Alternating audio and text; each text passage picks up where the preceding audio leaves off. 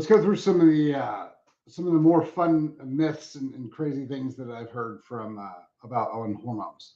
Um, Probably my favorite one that I always think is hilarious is when people say that, and medical doctors are big on this one, but again, like, why are you listening? Like, look at the track record of those guys. The biggest one is that, steroids cause heart attacks, and they're really bad for your cardiovascular system, they're really bad for your heart. That's the dumbest thing I've ever heard. Testosterone increases. Let's specifically talk about testosterone because this is the one that they're still pushing against. Testosterone increases viscosity of the blood. And so what ends up happening is that you increase what's called hemoglobin and hematocrit. Those are the red blood cells that carry oxygen. If you get too many of them, your blood gets a little bit thick, and it gets a little bit more difficult for the heart to push around. And the pressure, because there's more volume in the blood, the viscosity is higher. The pressure on your blood vessels can go up a little bit. Cool, 100%, that's a thing. That's why you take just like this much personal responsibility, and you get your blood drawn a couple times a year, 3 or 4 times a year. If your H&H gets a little high, you donate blood, and you're fine. The amount of heart attacks that are caused by testosterone use is really, really, really, really low. The amount that's caused by sugar and processed foods, really, really high. So, people are like, oh, I hear this from doctors. Well, my doctor told me that, I shouldn't take testosterone because it's really, really bad. It's also the healing hormone. So what does testosterone do? What are steroids known to do? The one thing people know, it makes everything stronger. Okay, it makes muscles stronger. It makes them able to lift more weight longer. So it increases mitochondrial density. It increases strength, pliability, functionality, athletic performance. In muscles, your heart is a muscle. Really? So we're thinking that lower testosterone is better for your heart. That's the dumbest thing I've ever heard. Okay, not really big a thing. One of the things the other one that I love to hear is that if you take steroids, you're going to be angry and mean and lose your cool and hurt people, and that's just roid rage is totally a thing. I've never seen it. I hang out with a lot of bodybuilders. I hang out with a lot of people who aren't bodybuilders, who are on a significant amount, and they're, for the most part, the nicest people I know. That's just kind of where it is. Now, someone who is low on testosterone and depressed and kind of mopey, okay, I guess, but those people are less, I guess, of a danger. But I haven't seen anybody who's had that specific issue. Now, what I have seen is people who happen to be on a steroid and they are running a calorie-based diet, and they cut their calories back but leave carbohydrates in, creating a low blood sugar scenario that's constantly wearing on them. And then that increases fatigue function and reactive oxidative stress, and that creates a problem. So I would tell you that an improper use of diet does create angry people. I think we've all seen somebody who's hangry. So that's a thing. Now, I think where the confusion comes in is where they see bodybuilders who are obviously on a whole host of steroids, and they're cutting for a show because they're using the calorie model, and they're starving and they're grumpy, and they have just enough carbohydrates to maintain a sugar state. So their body is literally eating in their muscle tissue to keep them alive. And they're hungry and hangry all the time, say 2-3 weeks before show.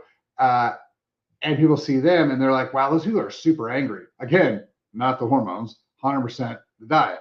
So that's a thing.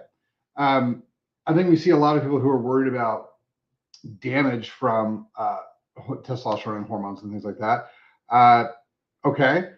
The problem that I see with that one is that is, again, a dietary function. They don't understand how the body actually works. This goes back to why I'm always pissy about the calories thing. If you don't understand that your body runs on very specific chemistry, and I say very specific, your body's really good at like figuring out how to make things happen.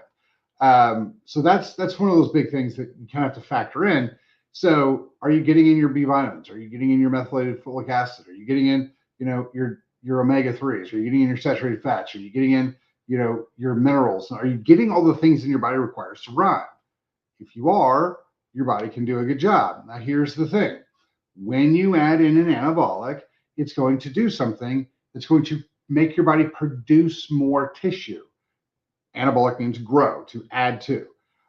It can't do that very well if you don't give it the chemicals it requires to build things. So that creates a problem.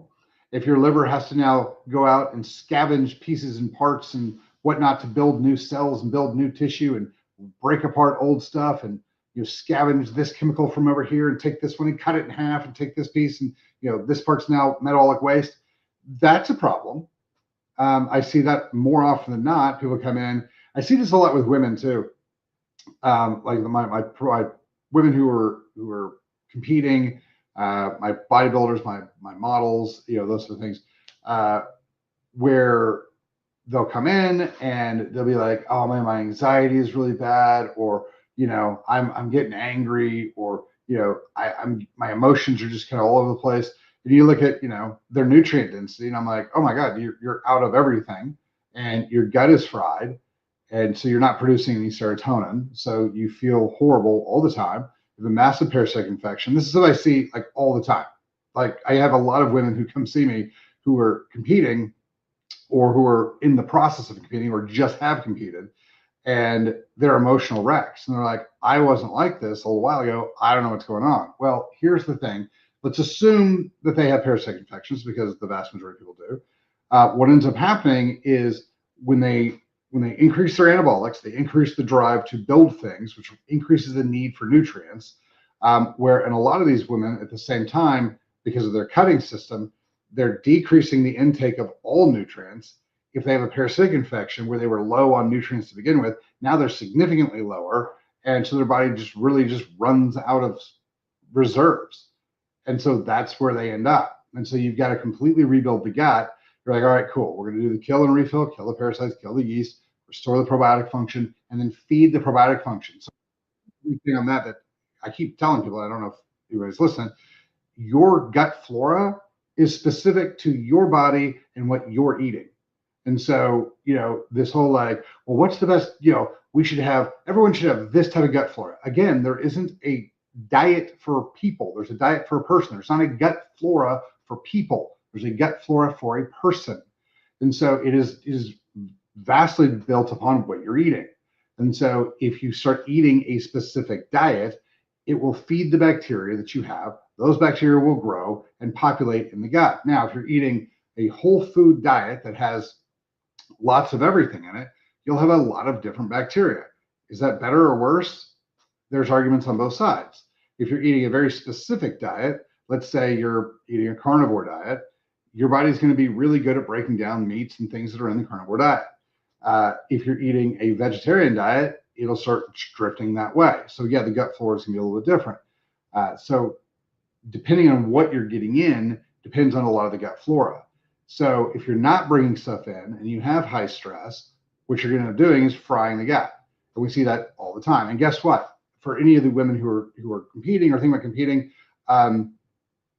you might not feel this way. You'd be one of the odd ones out. Competing is very stressful. The work up to it, how you feel about yourself the entire time, getting ready. Then what most people, not everybody, what most people see, especially when they're competing for real.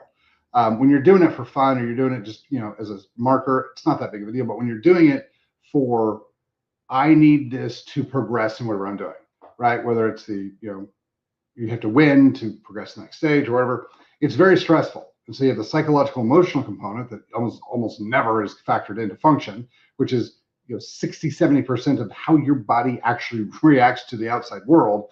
And so while we don't focus on it because there's not a lot of drugs you can sell for it, wildly important to the overall function. This is why people who have high stress have all sorts of gut issues. Ulcerative colitis, they have GERD, they have ulcers in the stomach, they have all sorts of issues. because of the psychological component that shuts off the gut.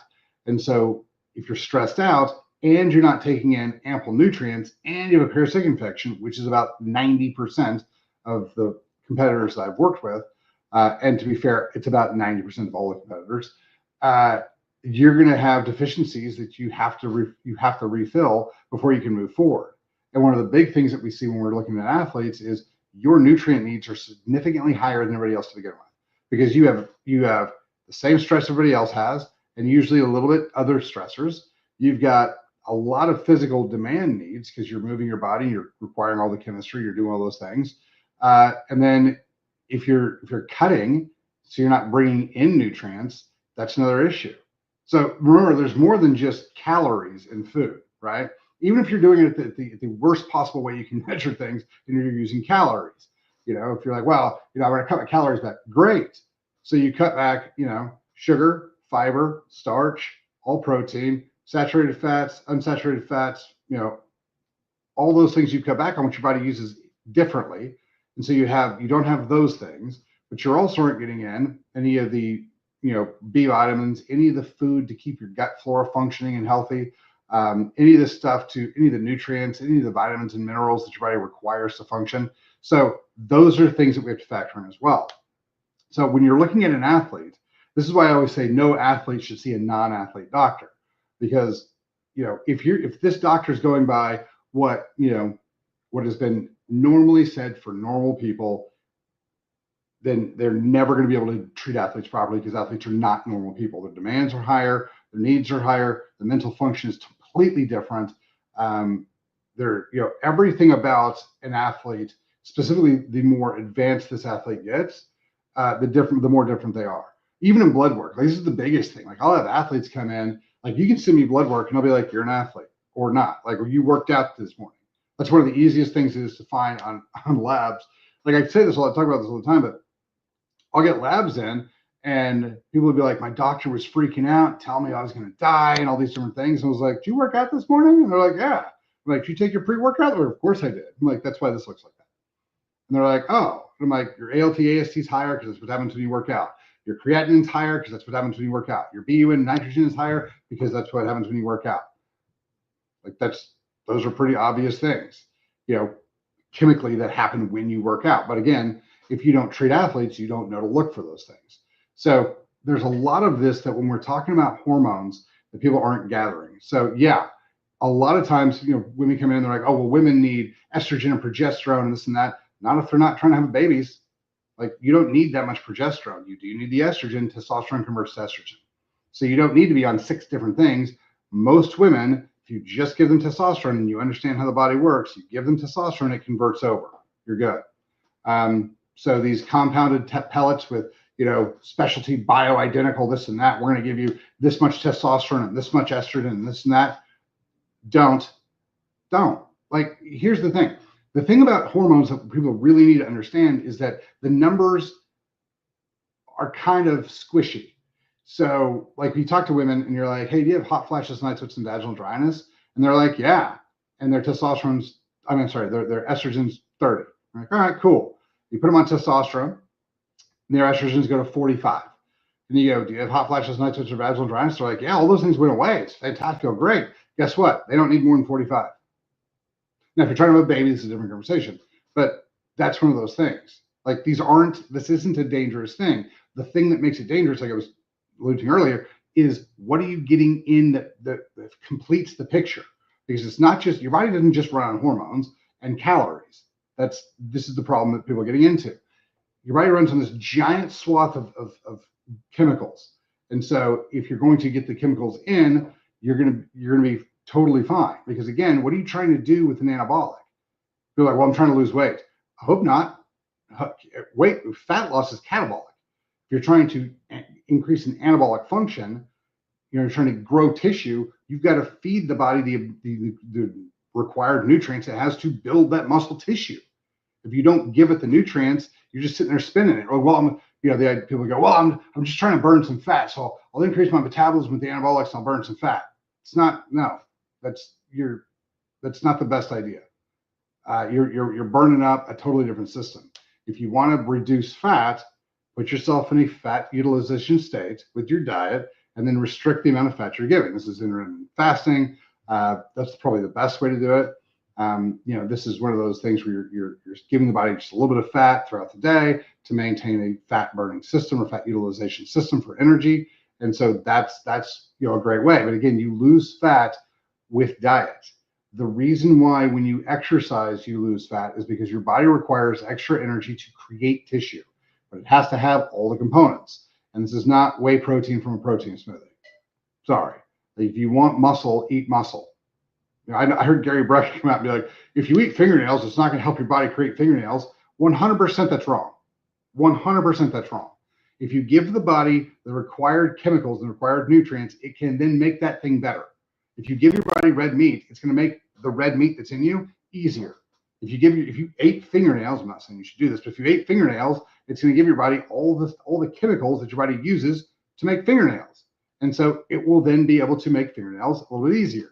This is part of the whole, which I think is hilarious because everybody's out against collagen now.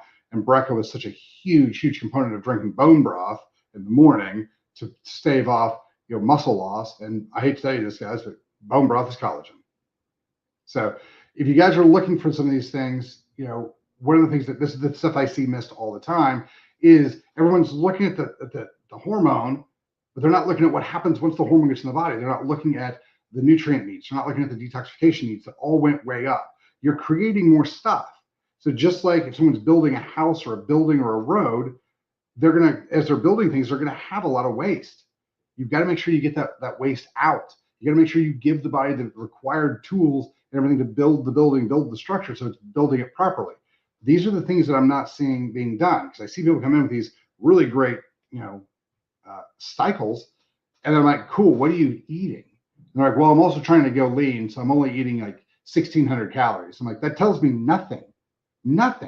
How much fiber are you getting? How much sugar are you getting? How much protein are you getting? What type of protein are you getting? What type of fats are you getting? What are the building blocks you're taking in that your body requires to grow things? Your body builds your cells at a saturated fat. How much saturated fat are you getting in? If you're eating chicken, not a lot. So these are the things that we need to start factoring in outside of the other things about testosterone that are, I think silly. So it's not going to make you angry. It's not going to create heart issues by itself. It's not going to, do some stuff. Now, one of the things it will do in men is suppress sperm production, which, again, if that's a goal, there you go, positive. So it will reduce the amount of you're naturally producing. But here's the thing: for 90% of the people who are out there, you're not producing enough to begin with. People ask me all the time, well, when can I get off? Whenever you want. Will this help my body produce testosterone? No, it won't. Nothing will. Your nutrients are low, you've been poisoned, you're stressed out, you've got 15 other things that are suppressing testosterone production. All the endocrine disruptors, all the atrazine, the water, all these things, it's not going to be there. And people go, well, that makes me mad. Me too. Makes me mad too. Wish that all of our bodies were going to work the way we want to, but it's not the way that the people who ran this country have set it up to. What's in our food and water and air, the stuff we're being poisoned with.